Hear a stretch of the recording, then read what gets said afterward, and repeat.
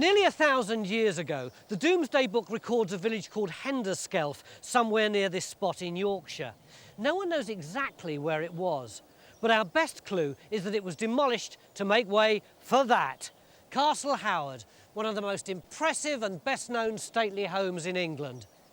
When it was built in the year 1700, the third Earl of Carlisle didn't want a village anywhere near his new pile, so down came the drafty old medieval castle, down came the church, and down came the village houses so they wouldn't spoil his view. Time Team have come here to pick over the debris left by the Earl's demolition team. We want to find out where the village was, and we want to find out what happened to its inhabitants as their houses were demolished around them. And we've got just 3 days to do it.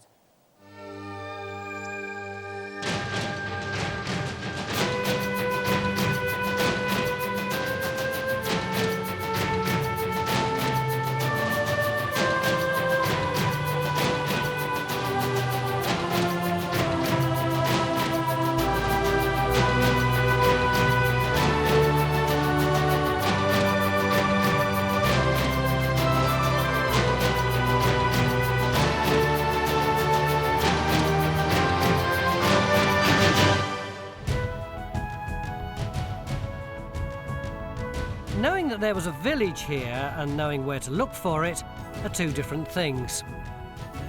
Castle Howard's extensively landscaped park and gardens cover 1,000 acres. So where do we start? Our first clue is a patch of uneven ground right next to the house. Mick? Yeah. This whole lawn is covered in lumps and bumps. I know, yeah. Do you reckon they could be indications of where the village was? Well, they could be, yeah. We've got this early map of, 1694, something like that. And that shows the village. And one of our first jobs is going to be to tie up this plan with what's here now on the ground, because this is before the big house and the gardens were laid out. This 1694 map shows in great detail the layout of our village in the last decade of its life. It could be the key to our success, but it looks as if interpreting it is going to be tricky. So, Richard, where are we on that map? Well, I think just there, that house, yeah, that little red blob. Well, I think we're probably where those two lines are, but we're not far apart. Well, yeah. Whatever the map says, what the gardeners have found around the lumps and bumps suggests they might be a good place to start. Clearly marked. The area contains loads and loads and loads of medieval pottery. Oh, I mean, look at this lot. 13th, 14th century green glaze stuff, including wasters, rubbish from pottery production. And this isn't just any old shed, this is from a huge, great vessel. So you're not eating porridge out of this. Yeah. So OK, Mick, what's the strategy? Well, I think we've got the geophys going in at the moment on this area of mounds. We could pick a mound and dig it anyway, but I'd like to wait and just see what the geophys comes up with. And then we'll pop a hole in there if you're happy with us putting it in. I can handle that. Simon, this isn't just a posh house, it's your home, isn't it? That's true, absolutely. So how do you feel about us being here, crawling all over it for 3 days? Well, I think there've been enough question marks about where the old castle was and where the village was and where the church was too for so long that actually this is very exciting from our point of view. Be careful with the lawns, put everything back properly and neatly. Like You tell Phil, because I'm not. While geophys survey the lumps and bumps for any traces of a village, in our magnificent incident room in the castle, Stuart's getting to grips with the original 1694 map. This is... What's the material? It's vellum. It's Vellum. 17th century jigsaw puzzle. It is. Right. And there you have Henderskelf. So it's like the whole village has just appeared in front of me. It's fantastic. This beautiful map gives us a number of targets. The road through the village and the houses along it, as well as the old castle of Henderskelf and its outbuildings, and finally, the church. Stuart's task is to work out exactly where they all are on the ground today. The current interpretation has the village here. Henderskelf Castle appears to be unreachable under Castle Howard, but some of the houses along the street appear to coincide with the lumps and bumps. Or at least they did, until Stuart reinterpreted the map and moved the whole village 50 metres further west. If Stu's right, not been waiting for me, have you? No, but carry on anyway. Carry on. Well, that's the mag. Hang on, I've no idea where we are. Where are we in the ground? You're here. Right. This is the area with the humps and bumps. The track behind us is there. Okay? Yeah. So the it's very pipeline running noisy. along the edge. It's very noisy. It could be lots of bonfires, rubbish. Right. It could be brick and tile, or it might just be pot wasters. Right. And now you've just said you don't want to put in a trench here. No, what I think is, if Stuart's right, looking at the early map, then more or less from here to that hedge is where the outbuildings of the castle, whatever it was by 1690 was, and the village really starts from here and goes that way. Oh. So if we were... So what if we Well, no, surveyed the there? point is, if we were only interested in the village properties, we'd be looking that way. I mean, I think we should do both. I think we should go for one of your hot spots that might be castle or might be village, but I think we should also dig a trench somewhere out there on the basis of the map, even without the geophys, and just see if that's where we've got village stuff. So 2 trenches. Quite frankly, I think we ought to get moving. This may look just like a nice little spring natter between 4 people, but if you look round here, you will see all these people waiting to start digging. So, can we dig? Yeah. About time to. So trench 1 goes into a geophys hotspot in the lumps and bumps, and to keep Stuart happy, trench 2 goes into what he thinks is a house further down the street.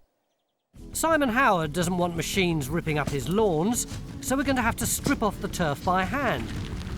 Even though we've brought extra diggers, it's going to limit the number and size of the trenches we open. We don't want the turf too thin, we just need it a little bit thicker than normal, about 2 inches.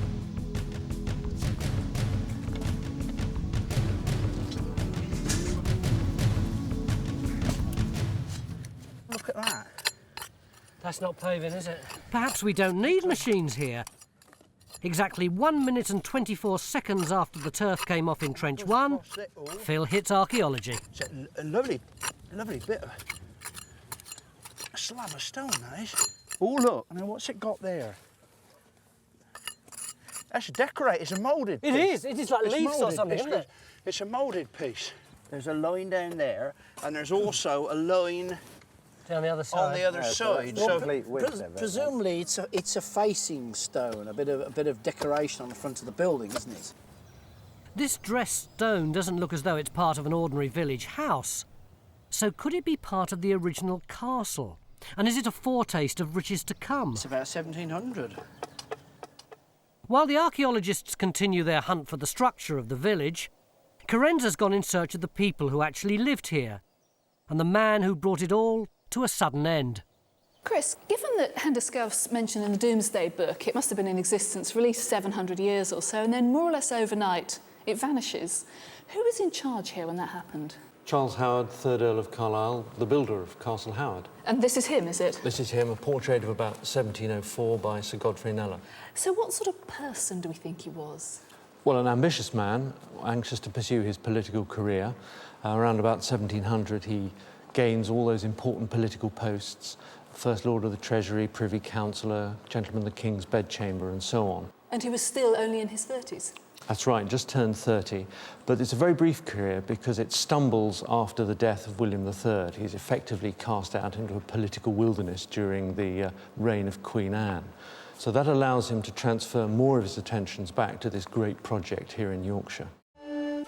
At Castle Howard, we're within 10 miles of one of the most famous and most investigated deserted medieval village sites in the country, Warren Percy. The village was abandoned in the 15th century after suffering terribly in the Black Death. Originally, it had been a late Saxon or Norman planned village laid out along a street and could be a model for our village. To find out if it is, we need to get right back to the origins of Henderskelf. Though it's recorded in the Domesday Book of 1086, the village actually may not be as old as that. The name itself doesn't necessarily tell us as a village, it tells us as a settlement. Does it refer to this place or does it refer to just a single farm somewhere? If we're going to get a village, what's it going to look like? I think that's a very interesting question because there are so many examples where a big house like this removes the local village to, get rid of it from the scene. And it seems to vary according to when that's done. If it's done early on, then the tendency is to take the buildings down, let it grass over and leave it. Whereas later on, in the 18th and 19th century, they remove every last trace, every last foundation stone. So here, we're sort of round about the time when they might have left it, or they might have removed the whole lot. So we might have a bit of each. Did the Earl's demolition squad leave anything for us to find? Will we discover exactly how old the village was? To help answer these questions, the search for the village is going to be widened. According to the map, the main street continues from the area where we've started digging into this walled garden. That's very good news for us, because we can use a machine here. But first, Geophys are doing what they can to guide us in. How's it going, John? We've actually got a few problems. Oh, come on, this must be the most perfect place to geophys ever. Well, it's fine for the magnetics. I mean, we'll see what we get, but it's full of this. Oh, yeah, it used to be an adventure playground, didn't it? Yeah, I mean, look at the ground surface. It's all over. Why is this a problem? Well, we just can't get a good electrical contact. So the resistance survey is really a non-starter. Will you get anything? Well, the problem also with we've got pipes coming out of this, pipes from the toilets, so I mean, the magnetics may come up with something, but I'm not that hopeful, to be honest. In which case, what do we do? Well, Stuart's convinced that the road must come across this line from the map evidence, so if we don't get anything, then put a trench across it. Go on the map evidence, dare I say it. But John's not ready to hand over to Stuart yet.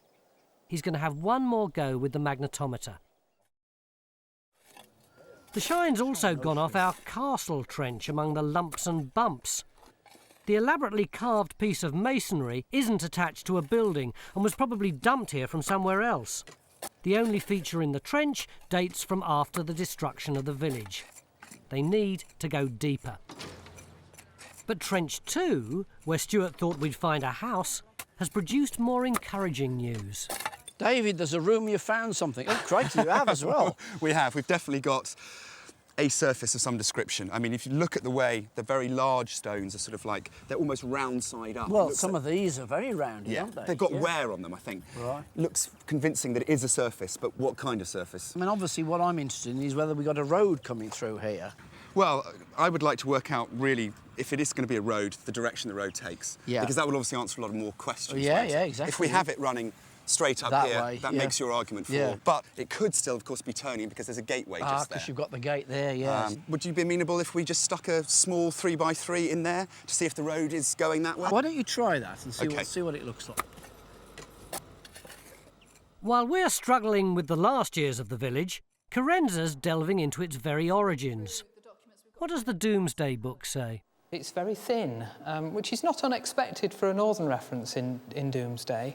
It simply tells us that there was a certain amount of land that was taxable and who held it at that point. But it does give us an early spelling, doesn't it? Henderskelf. What does that mean?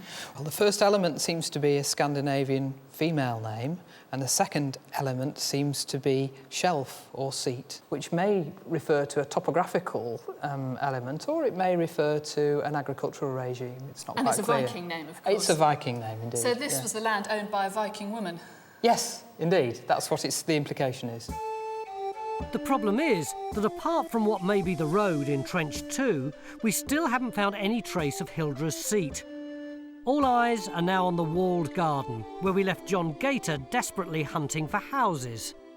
What about the geophys, John? Well, it's a bit disappointing. The magnetics don't seem to have worked, so... You've got nothing really there, have you? That we could target. Well, I'd be struggling. Yeah. This is redundant.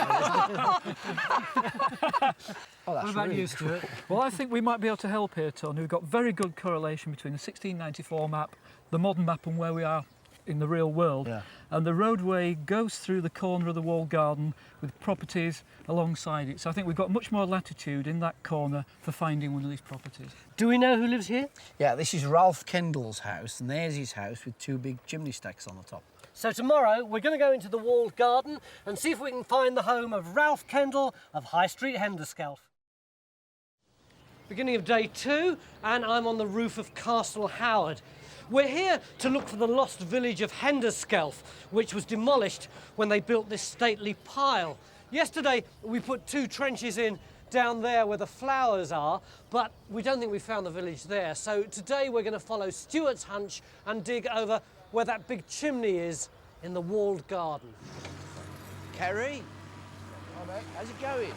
We've found Adventure Playground from the 1980s. Oh, right. I didn't realise we were looking for that. Well, we weren't, but we keep finding all the post holes for the timber structures, and we've got one of the posts over there. Oh, right, climbing frame or something like that. Yeah, that's right. But what about archaeology? Because this all looks like natural clay to me, right the way through. Well, we're hoping the road should be about halfway along the trench here. Right. And the building's further back, and that's where we're working towards. Where Ian is now? Where Ian is now, but Yeah. at the moment we're not really getting any features, but we are getting a lot of medieval pottery. So what sort of stuff have you got? Well, it's over here, we've got some... Oh, right, okay, that's nice, isn't it? It's all pretty certain it's all good medieval. Yeah? And this is just from this bit you've got here? Just from this bit, and it's getting more concentrated as we go further up. So, some early promise, but plenty more work if we're to find the house of Ralph Kendall in Trench 3. Until we find a recognisable bit of the village on the ground, we can't tell how reliable the overlay of the 1694 map is. To try to nail it down, Stuart, Henry and Geophysics are pulling together to search for the church on the North Lawn. Trench 1, looking for the castle, still hasn't delivered anything to tell us whether we're on target. This is the trench where we found that fantastic piece of masonry at the beginning of day one, and it looked like it was going to be the shortest time team ever. Yeah. But we haven't found much else, have we? No, well, it's a very interesting trench, though. There's a lot of archaeology in here with lots of phases, and Catherine's busy sorting that out at the moment. What have you got? Well, we started off with this big wall coming through along here. We've got this later large pit in here and this huge passable post hole at the bottom with these small two on the either side. So the plan is to take the rest of this soil away on each side when she's recorded it and see if the natural we see there's got more post holes in it. Oh, below. so this isn't finished? Oh, no, we're only halfway through this, and it's our best indication at the moment that there are posts that belong to either something to do with the castle buildings or possibly village buildings that are buried lower down. But what I don't understand is, last night you said to me, tomorrow we're going to head off to the walled garden and dig there because it's going to give us much more opportunity. Well, we've done that. We've got a long trench in there. Yeah, but you didn't say anything about this. No, well, we put this one in because this is another named property on the map, and we thought we'd see whether there was anything left of the buildings that go with this property.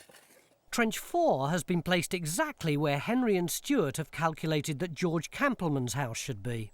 And what have you got, Phil? Well, we're really quite excited because look at that.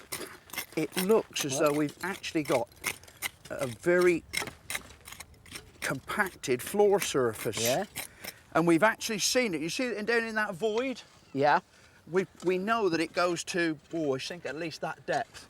It looks like we've got a very, very good floor surface. How much of it have you got? Well, that's the interesting thing. You see, we think we're actually in one of the houses of the village. This is on the 1694 that's right. map, yeah. Now, Henry plotted the position of this building this morning. Yeah. And you see that shovel over there? This one here? That's right. Yeah. And then there's a corresponding one over there. And you're saying that would be one building? Yeah. Those are the corners, the front corners of the house. So this is the floor. I come through to here. This we think is where the wall is, and funnily enough, the floor is actually dying out. So literally, I would be walking through the front wall out onto the street. So is it like a very long, narrow building? It's a long, narrow building. So back again, I'm back inside it again. Is it producing any finds? Well, all the soil above it is pretty much 18th century. We've got the top of that rather nice. That's good, yeah. Big bottle. That's like right. Yeah. That's right. Yeah.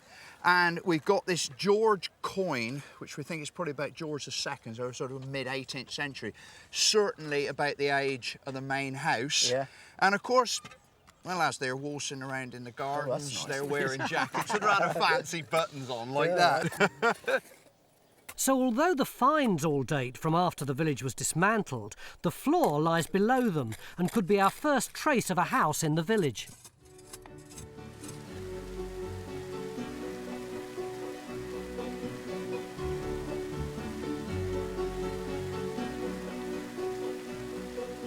Why did the third Earl build a completely new house? He wanted to build new, to be of the moment, employing some of the most exciting architects and craftsmen possible as a statement of his wealth and his power and his aspirations, creating this estate for himself here in Yorkshire. It must have been hugely expensive. It was a very expensive project, and the accounts year in, year out begin to give us some idea of that. Total dispersed in my buildings, gardens, plantations and outworks to mid-1737. £78,240, 2 shillings and 10pence. Don't forget the 10pence. I mean, how much would that be today? I would compute roughly that comes out at perhaps 8 million by today's standards. But of course, 8 million wouldn't build you Castle Howard and everything around it from scratch by today's standards. I think money went further in those days. Is there any indication that he had any qualms about removing the village of Henderskelf?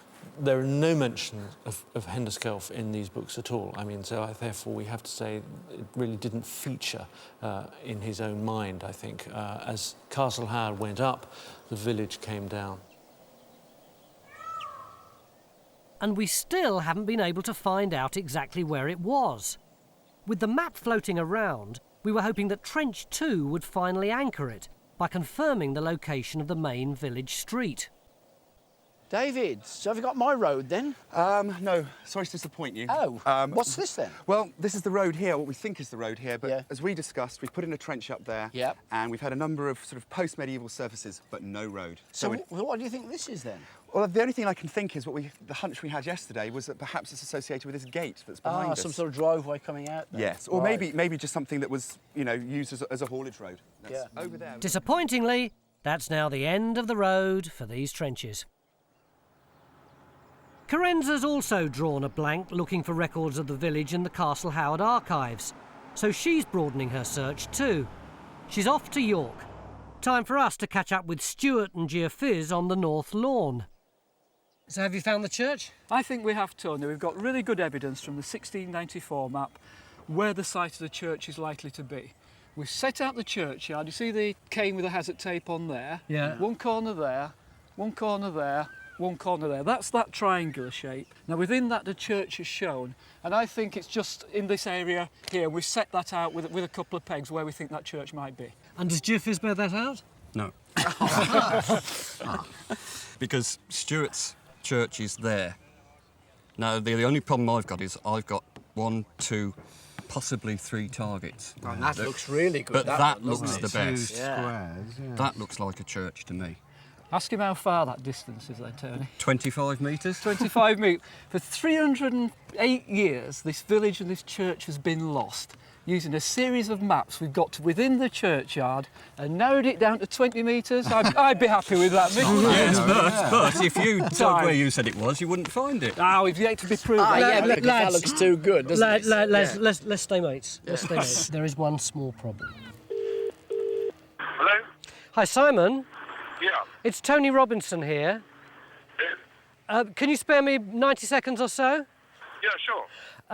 I'm standing on your front lawn, and we're wondering whether you would mind if we put a trench in, because we think we may have found where the village church was. Right, whereabouts would that be? Well, you know where your bedroom is? Yes. If you're looking out your bedroom window towards your left, about kind of 60 yards away from you.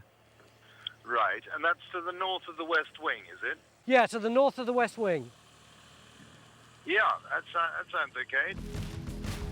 With permission granted, in goes Trench 5 to look for the church on the North Lawn.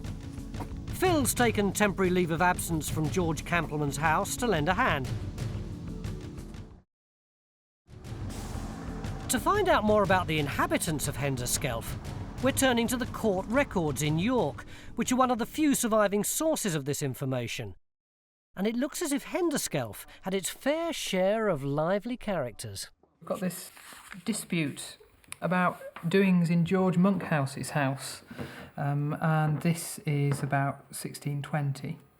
In one George Monkhouse's house at Henderskelf, where and when he heard the said Mr. Dent call John Ward naughty harlot and naughty knave. You could call a man a harlot. You could in this context, yes, yes. And this was an insult sufficiently strong to be taken to court for it. Indeed. They were very keen to make sure that their reputations were protected. Remember this? Time Team's fastest ever find, which we thought might be part of the old castle. How wrong we were. So this is the nearest parallel we've got on the estate? That's right. This is frostwork, early to mid-18th century, on this decorative panel on this plinth, meant to simulate icicles. All right, it's eroded a bit.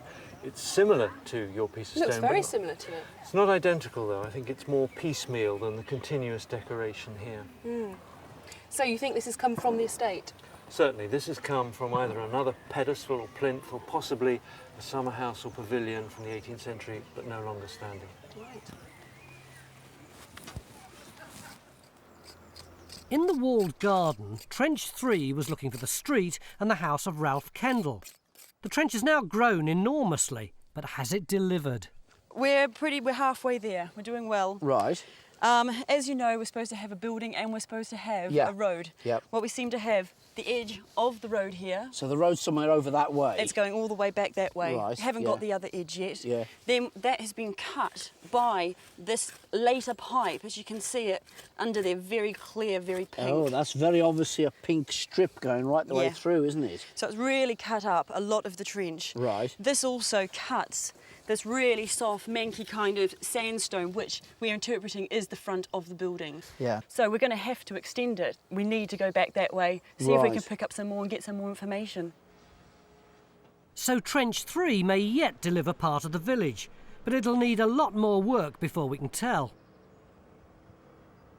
On the other side of the wall, Phil's back in Trench 4, busy with what he thought was definitely the house belonging to George Campleman. Well, I have to admit, I don't think we've actually got it. This floor, well, we thought it was a floor. It still looks very convincing as a floor. I mean, it's very, very compacted, but I really don't think it is a floor. Why not? We've got no walls around it. But then this site was very thoroughly landscaped and a hugely expensive operation. They could have just taken all the building rubble away, this part of the site. No, I think if you knocked a building down, a substantial building down, you'd create some sort of demolition rubble.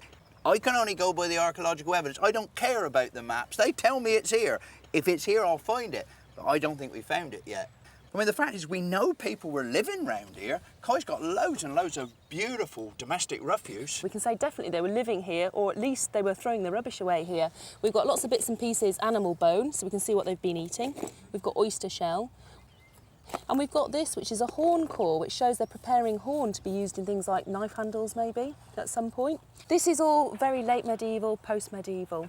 Even more exciting, we have got a very special find that's come out as well. Now, this is slightly earlier in date, but it's an amazing piece of either tile or platter. It's glazed. It's got this beautiful script there, which is black letter script, and that puts it in about the 14th century. It's a very exciting find. It's frustrating. People were obviously living somewhere around here, but the village seems invisible. Perhaps this gent can spare his time machine. Alternatively, can the castle trench help? Catherine's been slaving away unnoticed, and now she's extended it and gone below yesterday's post-medieval wall. Well, Catherine's taken half of this away and they're now working on the other half. Catherine, have we got anything here? Well, we thought we had some beam slots in here, but they actually turned out to be rabbit runs, unfortunately. What about this end? Well, we're taking it to an extent, but we've actually found a wall. Oh, right. What's the wall? This is our wall, and we've got at least 3 to 4 courses of this wall. Have you got any dating material around it? Well, we've had a couple of bits of pottery that look about 12th to 14th century, so it's still quite early. So, Mick, could this be a wall from our village? Probably, yeah.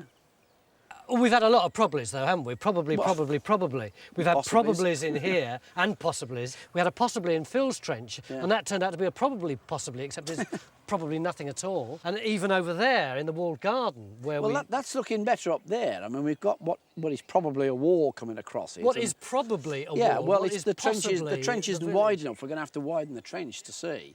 But we've got nothing tangible. We're at the end of day 2 and we have nothing tangible. Yeah, but the problem is when you build a thing like that, you do an awful lot of landscape alteration. I mean, you could argue that what we've got is very good given the size of that place. And the other thing is, you know, we've only got a few little slit trenches in. Warren Percy Yeah. up on the hill. They spent 40 years there, digging about 6 or 8 weeks every summer with up to 100 people. And that's the same sort of size settlement as this. This is it. This is the best we're going to get. Well, this is the bedrock here, isn't it? Yeah. That over there, I think we're still very high up with dumps there, and the other one we're going to have to extend. And, you know, given the time we've got, I think that's what we should do.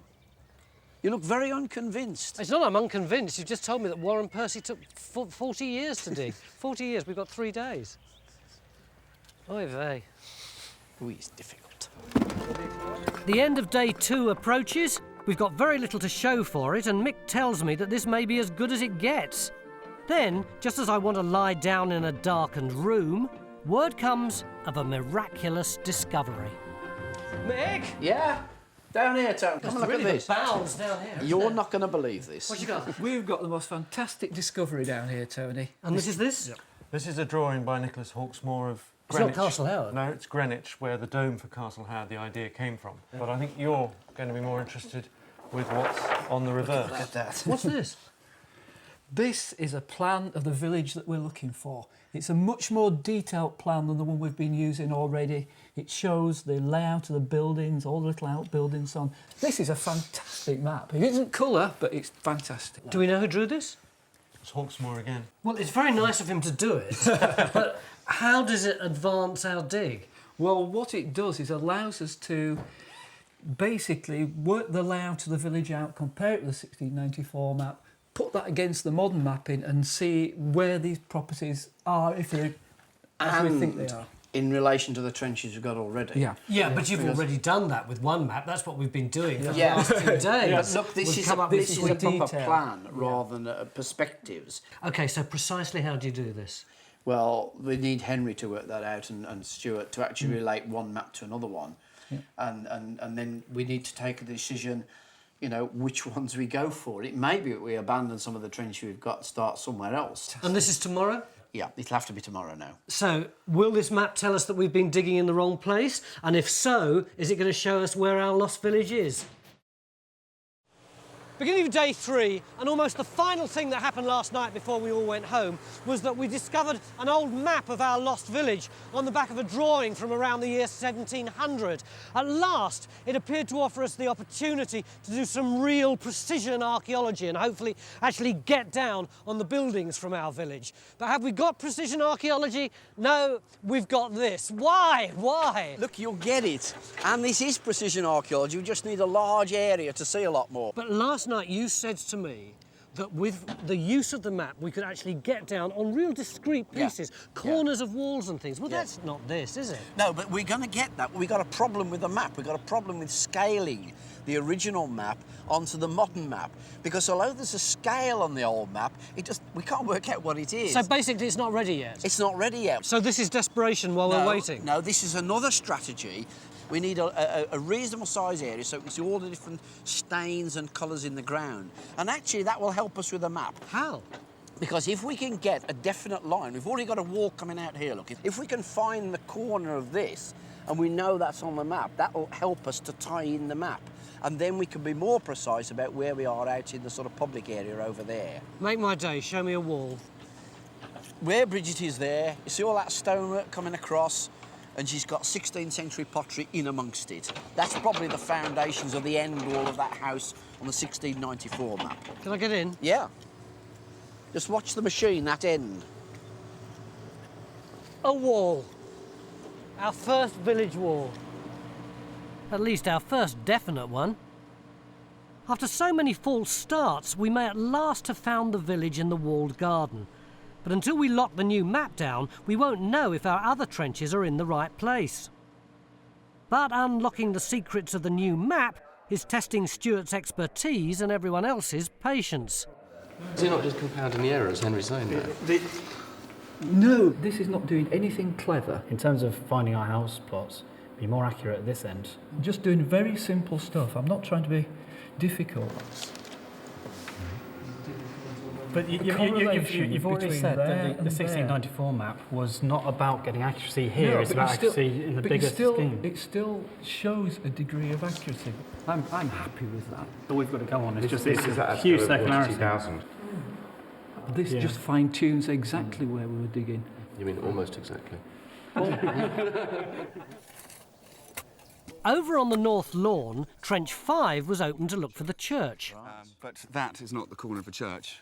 So what do you think you have got there? I'm not sure. I mean, I've been sort of pondering whether we could be perhaps looking at sort of like a field drain, but then I'm not sure that there's enough silt between the stones for it to be a field drain. It does look like that. It looks like something with boulders in to convey the water away, doesn't it? So, I mean, where is Well, this I think this is the problem, isn't it? Wherever we look and put a hole in, the geophysics might look good, the map evidence might look good.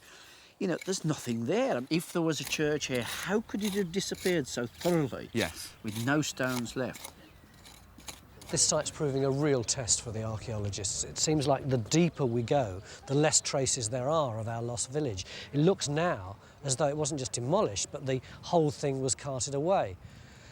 This morning at 9 o'clock we were supposed to have our map, which would be our last throw at finding whatever remained. It's 10 past 11 now, and they've just finished the work. So, Stuart, is this going to help us? What we've done, there's been a lot of angst this morning, I have to say, trying to get all these things together. But we've managed to overlay this new map against the 1694 map, and we've got a really good degree of correlation. Trench 1, looking for the old castle outbuildings, seems to have missed everything, ending up in the middle of the road. Trench 2, where we thought we'd found the road, just missed a village house. However, Trench 3 in the walled garden hit the bullseye and is across Ralph Kendall's house. Trench 4, looking for George Campleman's house, came close. Trench 5, trying to locate the church, missed by a country mile. So where do we focus our limited resources now? Our best bit, I think, is the one that Phil's been digging, because you can see that by lengthening that a bit and widening it a bit, we actually do get right across, right where we're sitting, right across this main building with the other named tenant in it. John, I remember a chat that went on about 14 hours ago when you wanted to put the trench for the church in one place, Stuart wanted to put it in the other. It seems to me that the place where we put your trench misses it. Well, the church keeps on moving. Yes. Every time there's new map evidence, the church moves. But the thing is, it's now moved into a location that corresponds with the geophysics. Originally it was here. That's where Stuart wanted it, wasn't it? But this is the imprint from the new map in blue. Now look at the geophysics target we've got here. And the geophysics in black here correspond so well. So what we're thinking of is putting a trench at that point there, then it hits not only the geophysics but also the outline of from the map. So whichever's right, we should do that. Well, that's fine, but you've just taken all the diggers away from here and put them over to there, and it's now nearly 11:15. Well, we're going to have to bring some of them back to deturf that, because we can't do that with a machine. Whereas this bit here, we can deturf it and then we can use the machine. So we're going to have to move people around for the next hour while we get the turf off. David and an army of diggers are opening another trench on the north lawn, our 6th, in a renewed search for the church. Phil's going to widen Trench 4 to include the area where Stuart says George Campleman's house is. Carenzas found the church in the incident room in the records. The canons of Kirkham Priory, about 10 miles away, administered the church at Henderskelf after it was founded in about 1160. So effectively, the Lord gave some land for a church, presumably paid for it to be built, and then asked the monks, asked the canons to provide a priest to say mass there, presumably for the Lord and the people in the village. Yes, that's right. It would do all the usual services for the whole of the village. It refers to divine service in the church or chapel. And do we think the church would have had full rights of baptism, marriage and burial? Well, that's a bit more difficult to say, because it refers to the mother church of Crome, which is about 5 miles down the road here. So normally marriages were reserved to the mother church and baptisms and burials were done in the local church. If it was going to be a chapel of ease, that is. Well, how would you define a chapel of ease? A chapel of ease is a chapel which is distant from the parish church, but which allows the inhabitants of a village to get to divine service at least once a week very easily, and to do their emergency things like baptisms and burials. Those two rites have to be done very quickly, whereas marriages, of course, you can wait, normally. It's quite possible that the village was laid out when the church was founded in 1160. Even though it was recorded in the Domesday Book 80 years before and had a Viking name, Henderskelf was probably only a farmstead then and didn't become a village until the 12th century. Has our aim improved in the new trench looking for the church? Well, there's not much sign of a church there, David, is there? No, not at all. Not unless you're looking for a geological church. Right. I mean, it's remarkable how little there is in that trench. Yes, it's incredible how much earth you can move and find absolutely nothing. But very colourful. The whole village, church and all, seems to have been purged to create a landscape fit for 18th century taste. Stuart now thinks that the process of removing the village of Henderskelf began even before the third Earl decided he wanted a new mansion. You see this big enclosure here has actually crossed the road. It effectively blocks it off. Yeah, extraordinary that they should make everybody go round the castle and the church when they cut that bit off. I mean, it looks as if it's a garden attached to the house that was here before Castle Howard. And in a way, this looks as if it's got rid of the houses that were in those plots. Yeah. And presumably this is the beginning of creating a nice landscape and a garden for the big house. It's almost the beginning of the end for the village, really. Carenza's struck gold in the archives. She can now put some life into the house that we're revealing in the walled garden, once the home of Ralph Kendall and his forebears. They seem to have been the village Grundys. Like in the Archers? Yes. In what way? Well, they're complete reprobates, certainly in the 17th century. In the 1630s and 1640s, there's Philip, I was going to say Grundy, Philip Kendall, who's probably the father or the grandfather of Ralph Kendall, who's recorded here. And he is constantly in trouble up in front of the manorial court. What sort of things? Mostly illegal games. What does that mean? What sort of games?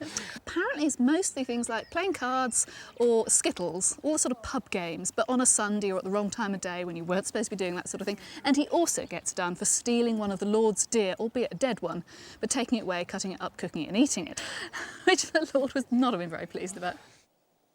We may not have found any actual structures, but we've certainly got a glimpse of the wealth of the inhabitants of Henderskelf from the finds.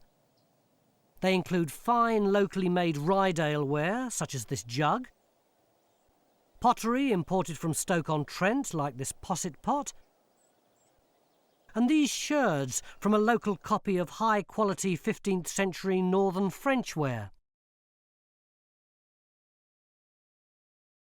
These things that look like large twiglets were door hinges, either from high-status homes or the castle itself. Finally, there are intriguing clues to the origins of the village. These two here, they're the earliest pieces. They're Staxton ware. Do you notice how abraded these are? Yeah. So they've been kicking around in the plough soil? That's the idea, right. that maybe these actually predate the village. Oh, right. And this sort of pottery wasn't made till about 1150. If Alan's theory is right, then this confirms that the settlement didn't become a village until around 1160 when the church was built. In Trench 4, looking for the Campleman residence, Phil's been all over the place. First he had a house, then he didn't. Where are we now? Could this be mortar? It could well be actually part of the demolition of the base of the walls, yeah. I knew I could rely on you to find me a house. But you said to us that you didn't want us just to find the buildings, although you wanted that. You wanted to know something about the people who lived here as well. Indeed. How have we done? We've done really well, actually. It's a huge amount of information. So I'll just talk about one family. They're Camplemans, George Campleman and Bartholomew Campleman. Have you heard of the Camplemans? I don't know them, but I know the name Bartholomew. It's my middle name. And were they here? George Campleman lived in this property here. Quite wealthy, quite well-to-do, and it's really nice that we found this pottery from that very trench, and you can see it's really fine, really nice glazed stuff, quite Beautifully expensive. made, isn't it is, it's a Very drinking fine, vessel. We found lots of bottles as well. So clearly quite expensive, and George Campleman is well-to-do. He moves out of the village fairly soon. By 1732, he's in Ganthorpe, and his house, his rental is £14. That's a heck of a lot, isn't it? That's a hell of a lot of rent in those days. The house that George Campleman left behind may well have looked like this. A long single-storied building constructed of stone, whitewashed at the front, with a thatched roof and 2 chimneys. So next there's Bartholomew Campleman, old Bartholomew I think, if you don't mind that. He lives out the rest of his days in the village. 1717 he dies, he's listed as of Henderskelf, so the third Earl didn't throw him out, he allowed him to finish his days in the village. Significantly, this means that the village wasn't all demolished overnight. Some houses were still standing nearly 20 years after building had begun on the castle, but we've been able to find the footprint of only one of them. In the walled garden, Bridget is standing in what we're now sure was Ralph Kendall's house. We're virtually at the end of day 3 now. What do we reckon we've got in here? We have got a building here, we've got 2 walls, we've got the road behind us. You look like an air hostess doing that. Why, thank you. We come up here, we come to a doorway, we've got the door mechanism here, we come through the door into the main body of the house. Over here we've got rubble fill left over from the foundations of that house. And we've also got some really nice finds out of the matrix of the building. You know, about 16th century, really high status stuff, really. So do you think this was quite a high status building? I think it definitely was a high status building, and it's, you know, the structure goes to prove it, I think.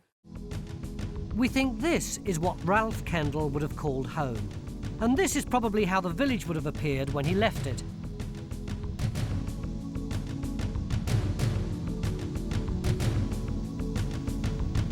All the same, Mick, one building, or the remnants of one building, it's not much, is it? Well, they've not only got rid of the buildings, they've removed the sites of them, haven't they? It reminds me of a couple of other historical events. One's the dissolution of the monasteries under Henry VIII, where they got rid of the roofs, they burnt the timbers, they melted the lead down. There was no way those monks were ever going back, even 10 years later. What's the other thing? Well, and the other one is getting rid of the railways under Beeching in the 60s, where they not only stopped the railways, but they took the rails away, they took the sleepers away, they took the whole infrastructure away. And they did the same here. The people who lived here wouldn't even have known where their house or their garden was once they'd done this. It's a real social statement, the real ending of people living on this site in the village. Henderskelf probably first saw light as a Viking settlement, which was recorded in the Domesday Book. Built in the later 12th century, the village survived 5.5 centuries of turbulent English history. It was only demolished between 1700 and 1720 to make way for one of the most prominent stately homes in Britain.